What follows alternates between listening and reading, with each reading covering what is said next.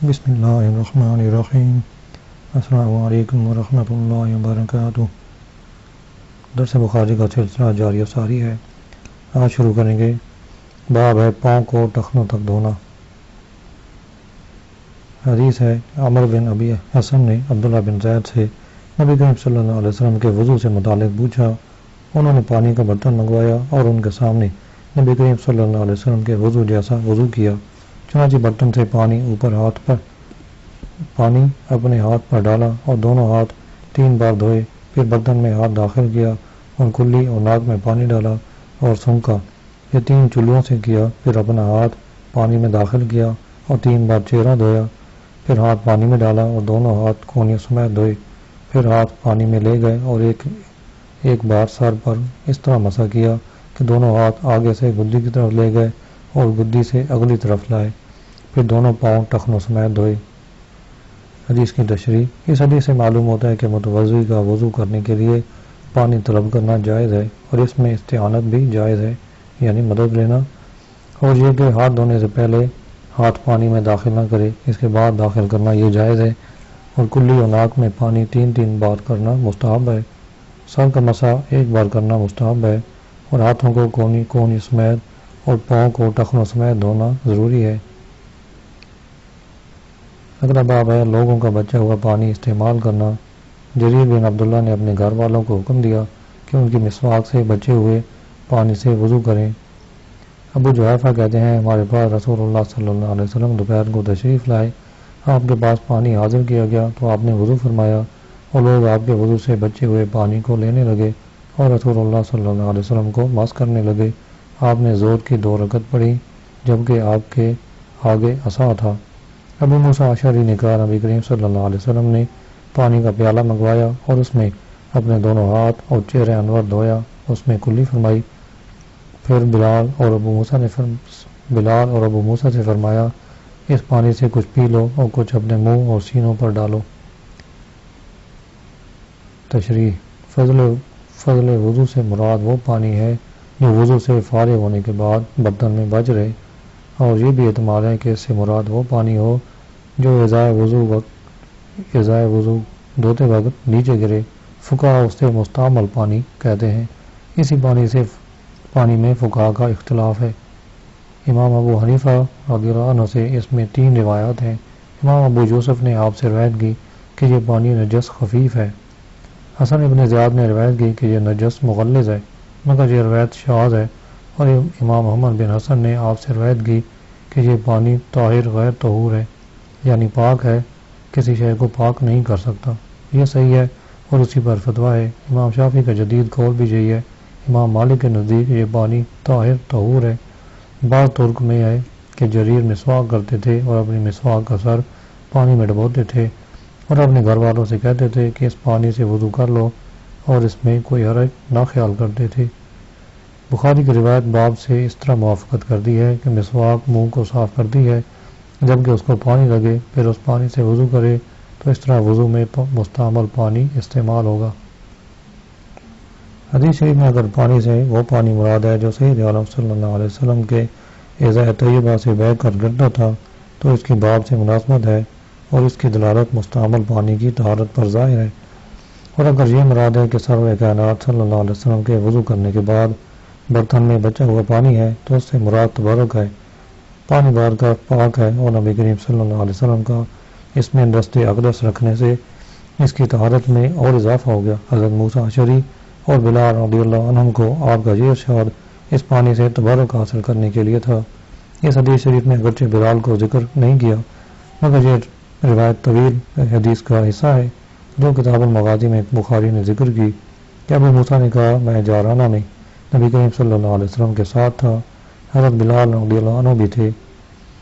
ان دونوں صحابہ نے صرف تبرک و تیمم کے لیے اپنے چہروں اور سینوں پر یہ پانی بہایا تھا، کسی مرض کی وجہ سے نہ تھا۔ اس حدیث سے معلوم ہوتا ہے کہ صالحین کے آثار سے تبرک حاصل کرنا مستحب ہے۔ سید عالم صلی اللہ علیہ وسلم نے ظہر اور عصر کی 2 رکعتیں پڑھی کیونکہ آپ سفر میں تھے۔ اس حدیث سے یہ بھی معلوم ہوا کہ صحرا میں جب نماز پڑھی جائے تو نمازی اپنے آگے سترہ وغیرہ کرے۔ حدیث ہے محمود بن ربیع نے کہا اور یہ وہی شخص ہیں جن کے منہ پر رسول اللہ صلی اللہ علیہ وسلم نے کلی کی تھی جبکہ وہ بچے تھے اور ان کے کنویں سے پانی لیا تھا۔ عروہ نے مسعود وغیرہ سے روایت کی کہ ان میں سے ہر ایک اپنے ساتھی کی تصدیق کرتا ہے کہ جب نبی کریم صلی اللہ علیہ وسلم وضو فرماتے تو لوگ آپ کے وضو سے گرنے والے پانی کو لینے کے لیے لڑنے کو تیار ہو جاتے تھے۔ حدیث کی تشریح: سرور کائنات صلی اللہ علیہ وسلم کے وضو سے گرنے والے پانی کو بطور تبرک لینے میں لوگ بہت کوشش کرتے تھے۔ ایسا معلوم ہوتا تھا کہ وہ لڑنے کو تیار ہیں۔ اس سے تبرک حاصل کرنے کی رغبت میں مبالغہ مقصود ہے، ورنہ یہ مسلم ہے کہ اس کے لیے صحابہ میں حقیقتاً کبھی لڑائی نہیں ہوئی، اگرچہ یہ ایسا مقام ہے کہ سید عالم صلی اللہ علیہ وسلم کے مقدس قدموں کی مٹی حاصل کرنے میں جانیں قربان کی جاتی ہیں اور آپ کے حضور روحیں فدا کی جاتی ہیں۔ مسلمانوں کے نزدیک سرور کائنات صلی اللہ علیہ وسلم کا نخامہ شریف پاک و صاف اور کستوری سے زیادہ خوشبودار تھا۔ اس کو صحابہ کرام اپنے چہروں پر ملتے تھے تاکہ اس کی خوشبو سے مستفید اور اس کی برکت سے مستفید ہو سکے۔ اگلی حدیث ہے۔ صاحب بن جدید کہتے ہیں کہ میری خالہ مجھے نبی کریم صلی اللہ علیہ وسلم کے پاس لے گئی اور عرض کی، یا رسول اللہ، یہ میرا بانجا بیمار ہے۔ آپ نے میرے سر پر دست اقدس رکھا اور میرے لیے برکت کی دعا فرمائی۔ پھر آپ نے وضو فرمایا تو میں نے آپ کے وضو کے پانی سے کچھ پانی پیا۔ پھر میں آپ کے پیچھے کھڑا ہو گیا اور آپ کے دونوں کندھوں کے درمیان ڈولی کے بٹن کی طرح مہر نبوت دیکھی۔ حدیث کی تشریح: خاتمہ کی تا مفتوح ہے، یعنی وہ شے دیکھی جو اس امر کی دلیل تھی کہ آپ کے بعد کوئی نبی نہیں۔ ابو داؤد کی روایت ہے، کتاب الفتن میں ہے کہ سید عالم صلی اللہ علیہ وسلم نے فرمایا، وَأَنَا خَاتَمُ النَّبِيِّينَ لَا نَبِيَّ بَعْدِي۔ قاضی بیضاوی نے کہا کہ سید عالم صلی اللہ علیہ وسلم کے دونوں کندھوں کے درمیان نشان تھا جس کی وصف پہلی کتابوں میں مذکور ہے۔ یہ ایسی علامت تھی جس سے معلوم ہوتا تھا کہ آپ ہی نبی موعود ہیں۔ اس مہر نبوت سے اللہ تعالیٰ نے آپ کی نبوت کی طرف برائی جانے سے روکی، جیسے مہر شدہ شے کی طرف کوئی دوسری چیز نہیں جا سکتی۔ دوسری احادیث میں مہر نبوت کی تعبیر میں مختلف الفاظ مذکور ہیں۔ مسلم کی روایت میں کبوتری کے انڈے کی طرح، امام احمد کی روایت میں سیب کی طرح، صحیح حاکم میں شعر مجتمع، کتاب البیہقی میں مثل الصلاح، شمائل میں بیضا ناشزہ، ابھرنے والا گوشت، تاریخ ابن عساکر میں مثل بزقہ، ترمذی میں کل تفاحہ، تاریخ ابن خیثمہ میں شامہ سودا یعنی کالا نشان جو سبزی مائل تھا، اس پر بال تھے۔ تاریخ نیشابوری میں ہے کہ مہر نبوت گول بدقہ کی طرح تھی جس میں گوشت کی صورت میں یہ لکھا ہوا تھا، محمد رسول اللہ صلی اللہ علیہ وسلم۔ بہرحال مہر نبوت کی مختلف تعبیرات مروی ہیں اور اس پر مختلف نقوش بھی مروی ہیں۔ صاحب بن جدید نے جو پانی پیا تھا وہ آپ کے مقدس اعضاء سے گرتا ہوا مستعمل پانی تھا۔ اگلا باب ہے جس میں ایک ہی چلو سے کلی کی اور ناک میں پانی ڈالا۔ حدیث ہے، حضرت عبداللہ بن زید رضی اللہ عنہ سے روایت ہے کہ انہوں نے برتن سے اپنے ہاتھوں پر پانی ڈالا اور ان کو دھویا، پھر ایک ہی چلو سے منہ دھویا یا کلی کی اور ناک میں پانی ڈالا۔ اس طرح 3 مرتبہ کیا اور ہاتھوں کو 2 مرتبہ کونیوں سمیت دھویا، سارے سر پر مسح کیا اور ٹخنوں سمیت پاؤں کو دھویا۔ پھر کہا، رسول اللہ صلی اللہ علیہ وسلم کا وضو اس طرح تھا۔ اس حدیث شریف میں چہرہ دھونے کا ذکر نہیں، کیونکہ بخاری کا مقصد وہ ہے جس کا ترجمہ الباب میں ذکر کیا اور اختصاراً غسل وجہ کو چھوڑ دیا۔ امام بخاری رحمۃ اللہ علیہ نے وضو میں ان افعال کو بھی ذکر کیا جن میں اختلاف ہے، اور وہ ایک ہی چلو سے کلی کرنا اور ناک میں پانی ڈالنا، کونیوں سمیت ہاتھ دھونا، سارے سر کا مسح کرنا اور ٹخنوں سمیت پانی دھونا ہے، پاؤں کو دھونا ہے، اور چہرے کے دھونے میں کوئی اختلاف نہیں، اس لیے اس کے بیان کی ضرورت نہ تھی۔ یا مفعول محذوف ہے اور وہ الوجہ ہے، یعنی پھر چہرہ دھویا، اور او مضمضہ لفظ او واو کے معنی میں ہے، یہ جواب اچھا ہے۔ اگلا باب ہے ایک ہی مرتبہ سر کا مسح کرنا۔ حدیث ہے، یحییٰ نے کہا، میں عمر بن ابی حسن کے پاس موجود تھا۔ عبداللہ بن زید سے نبی کریم صلی اللہ علیہ وسلم کے وضو کے متعلق پوچھا تو انہوں نے پانی کا برتن منگوایا اور ان کے سامنے اس طرح وضو کیا کہ اپنے ہاتھ پر پانی گرایا اور ان کو 3 بار دھویا، پھر اپنا ہاتھ پانی میں ڈالا اور چہرہ 3 بار دھویا پھر ہاتھ پانی میں ڈالا اور دونوں ہاتھ کونی سمیت 2 مرتبہ دھوئے، پھر ہاتھ پانی میں ڈالا اور سر پر مسا یوں کیا کہ دونوں ہاتھ گدی کی طرف وہاں سے آگے کی طرف لائے، پھر ہاتھ پانی میں لے گئے اور دونوں پاؤں دھوئے۔ اس حدیث سے ظاہر ہے کہ سر پر مسا ایک ہی بار ہے، کیونکہ انہوں نے سر کے مسا کے بغیر دوسرے اعضاء میں 2 یا 3 بار دھونے کا صراحتاً ذکر کیا۔ معلوم ہوا کہ سر کا مسا ایک ہی بار ہے، اور وہیب کی روایت میں ایک بار سر کے مسا کو صراحتاً ذکر کیا ہے، جس میں اس حدیث میں سر کے مسا کی وضاحت ہوتی ہے۔ اگلی حدیث ہے، موسیٰ نے خبر دی کہ ہم کو وہیب نے خبر دی کہ انہوں نے سر پر ایک بار مسا کیا۔ ابو داؤد کی روایت میں ہے کہ شقیق بن سلمہ نے کہا، میں نے حضرت عثمان بن عفان رضی اللہ عنہ کو وضو کرتے دیکھا، انہوں نے دونوں ہاتھ کونیوں سمیت 3 بار دھوئے اور سر پر 3 بار مسا کیا، پھر کہا، میں نے رسول اللہ صلی اللہ علیہ وسلم کو ایسا کرتے دیکھا ہے۔ اس روایت سے امام شافعی نے سر پر 3 بار مسا کرنا اختیار کیا ہے۔ امام ابو حنیفہ سے بھی ایک روایت میں یہی ہے، مگر امام کے نزدیک ایک ہی پانی سے 3 بار مسا کرے، نیا پانی نہ دے، جیسا کہ صاحب ہدایہ نے ذکر کیا ہے۔ کثیر محدثین نے کہا کہ سر کا مسا صرف ایک بار ہے، اس لیے ابو داؤد نے اپنی سنن میں ذکر کیا کہ صحیح احادیث اس پر دلالت کرتی ہیں کہ سر کا مسا صرف ایک بار ہے، کیونکہ ان روایات میں وضو میں اعضاء کا 3 بار دھونے کا ذکر ہے اور سر کا مسا مطلقاً مذکور ہے اور تعداد مسا کا ذکر نہیں۔ اور حضرت عبداللہ بن زید نے نبی کریم صلی اللہ علیہ وسلم کا وضو بیان کیا اور کہا کہ آپ نے سر مبارک پر ایک بار مسا فرمایا۔ اسی طرح حضرت علی رضی اللہ عنہ سے مذکور ہے، ترمذی نے اس حدیث کو حسن صحیح کہا ہے۔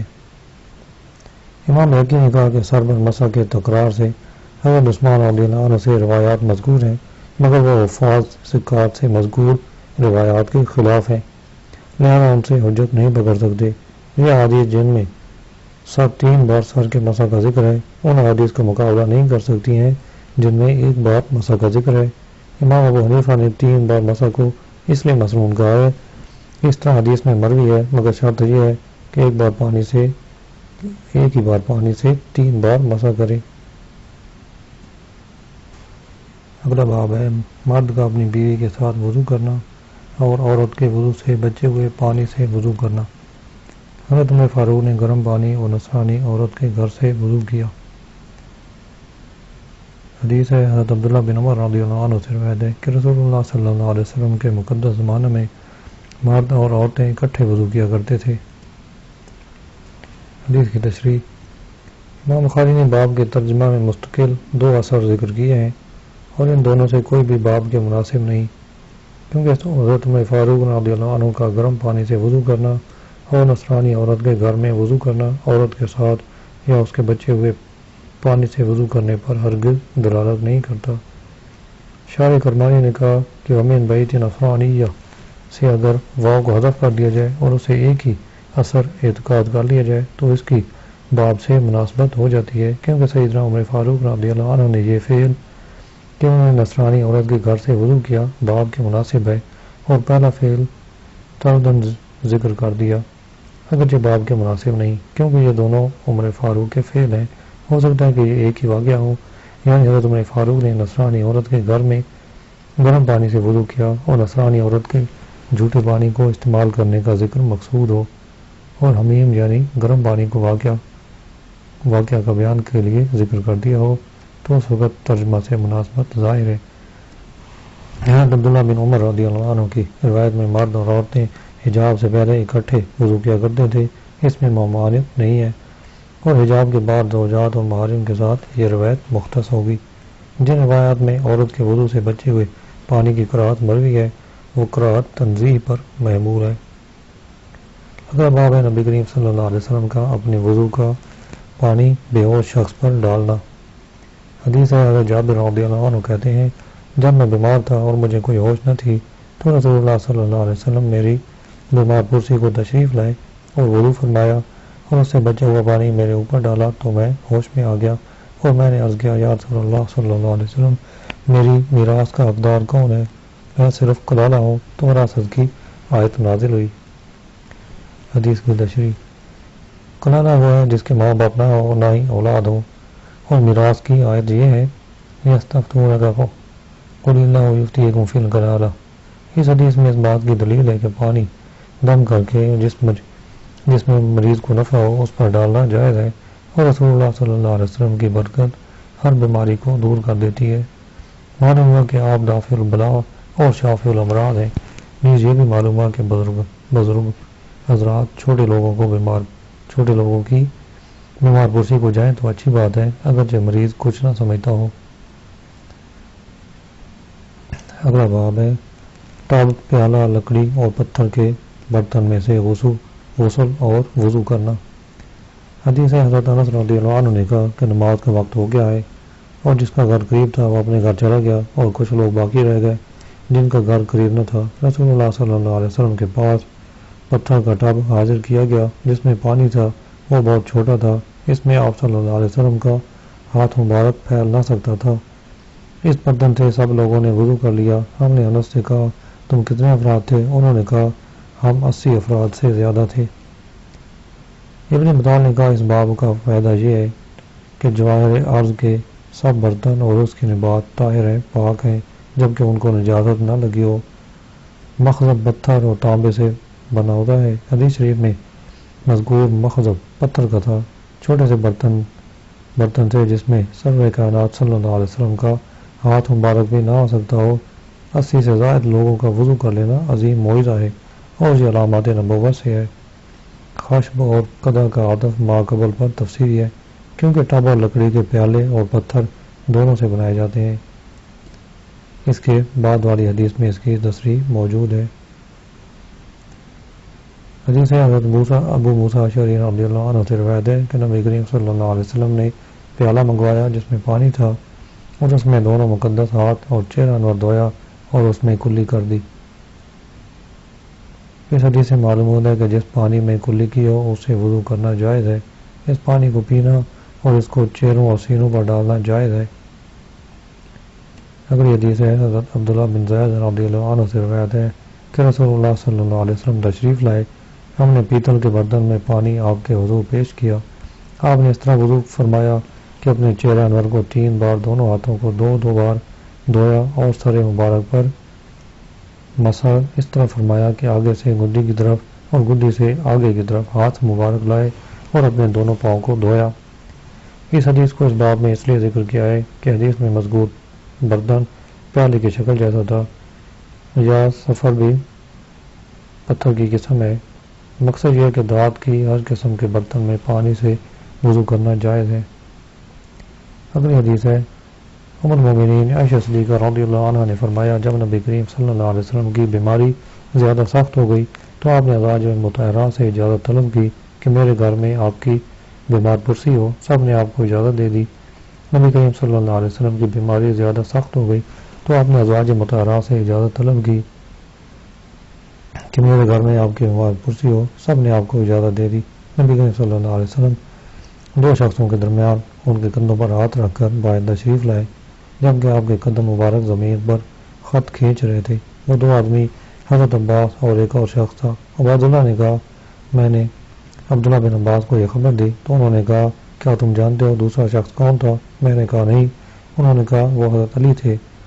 ام المومنین عائشہ رضی اللہ عنہ بیان کرتی ہیں کہ نبی کریم صلی اللہ علیہ وسلم نے ان کے گھر داخل ہونے کے بعد فرمایا جبکہ آپ کی بیماری بہت سخت تھی، میرے اوپر 7 مشکیزوں سے پانی بہاؤ جن کے منہ نہ کھولے گئے ہوں۔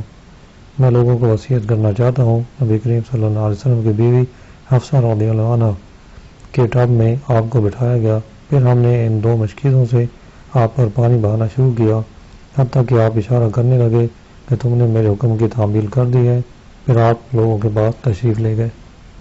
حدیث کی تشریح جس ٹب میں سرور کائنات صلی اللہ علیہ وسلم کو بٹھایا گیا تھا وہ غالباً لکڑی کا تھا۔ آپ نے وہ اس لیے طلب فرمایا تھا کہ مریض پر جب ٹھنڈا پانی بہایا جائے تو بعض امراض میں اس کی قوت بحال ہو جاتی ہے۔ آپ صلی اللہ علیہ وسلم نے مشکیزوں میں یہ شرط رکھی کہ ان کے منہ نہ کھلے ہوں، کیونکہ اس تقدیر پر پانی میں ہاتھوں کے عدم اختلاط سے پانی پاکیزہ اور صاف ہوتا ہے۔ اور 7 مشکیزیں اس لیے فرمائے کہ 7 کے عدد میں برکت ہے، اور 7 کا عدد عظیم ترین مخلوق اور بعض امور شریعت میں واقع ہوا ہے، اس لیے اس کی بڑی شان اور اہمیت ہے۔ اس لیے سرور کائنات صلی اللہ علیہ وسلم نے صبح 7 اجوا کھجوریں کھانے کا عظیم فائدہ بیان فرمایا کہ اس روز ان کو کھانے والے پر جادو کا اثر نہ ہوگا، اور انسان کے فوت ہو جانے کے بعد 7 روز تک ارواح اہل خانہ کے گھروں میں آتی ہیں تاکہ ان کی طرف سے صدقہ کیا جائے۔ امام احمد نے کتاب الزہد میں اور ابو نعیم نے حلیہ میں طاؤس سے روایت کی کہ مسلمان اموات کا 7 روز تک قبروں میں امتحان ہوتا ہے۔ ان دنوں ان کی طرف سے کھانا کھلانا یعنی صدقہ کرنا مستحب ہے۔ اس حدیث سے معلوم ہوتا ہے کہ دوا اور شفا کی غرض سے مریض پر پانی بہانا بہتر ہے۔ اہل تشریح کہتے ہیں کہ ام المومنین نے دوسرے شخص کا نام اس لیے ذکر نہیں کیا کہ وہ حضرت علی تھے، مگر یہ الزام غلط ہے کیونکہ نبی کریم صلی اللہ علیہ وسلم کی ایک طرف تو حضرت عباس آخر تک مسجد میں جانے تک رہے اور دوسری طرف کبھی حضرت فضل بن عباس ہوتے، کبھی حضرت اسامہ بن زید ہوتے جیسا کہ دوسری روایت میں ہے، اور کبھی حضرت علی ہوتے تھے۔ اس لیے ام المومنین نے عدم تعین کی بنا پر خصوصی طور پر نام ذکر نہ کیا تھا۔ نسائی شریف میں شبہ سے ایک روایت ہے کہ انہوں نے ام المومنین رضی اللہ عنہ سے موضوع پر مسح کے بارے میں پوچھا تو آپ نے فرمایا علی کے پاس جاؤ، وہ اس کو مجھ سے زیادہ جانتے ہیں۔ اگر حضرت علی کا نام کسی بغض کی وجہ سے نہ لیا تھا تو یہاں کس لیے ان کا نام لے کر ان کی تعریف کی۔ اگلا باب ہے پتھر کے برتن سے وضو کرنا۔ حدیث ہے یحییٰ نے کہا میرے چچا صاحب جو زیادہ وضو کیا کرتے تھے نے عبداللہ بن زید سے کہا مجھے خبر دو کہ نبی کریم صلی اللہ علیہ وسلم کو تم نے کیسے وضو کرتے دیکھا۔ عبداللہ بن زید نے پانی کا چھوٹا برتن منگوایا اور اپنے ہاتھوں پر اسے مائل کر کے ان کو 3 بار دھویا، پھر اس میں ہاتھ داخل کیا اور ایک ہی چلو سے 3 بار کلی کی اور ناک میں پانی داخل کر کے سونکا، پھر ہاتھ اس میں لے گئے اور چلو بھر کر اپنے چہرے کو 3 بار دھویا، پھر کونے سمیت دونوں ہاتھ 2 بار دھوئے اور پھر دونوں ہاتھوں سے پانی لیا اور اپنے سر کا مسح اس طرح کیا کہ پہلے ان کو آگے سے سر کے پچھلے حصے کی طرف لے گئے اور پیچھے سے آگے لائے، پھر دونوں پاؤں دھوئے اور کہا اس طرح میں نے رسول اللہ صلی اللہ علیہ وسلم کو وضو کرتے دیکھا ہے۔ یہ حدیث پہلے بھی گزر چکی ہے۔ وہاں عبداللہ بن زید سے سوال کرنے والا عامر بن یحییٰ کا دادا ذکر کیا ہے اور اس حدیث میں سائل یحییٰ کا چچا ذکر کیا ہے، مگر اس میں مخالفت نہیں کیونکہ وہ ماں کی طرف سے دادا اور باپ کی طرف سے چچا تھا۔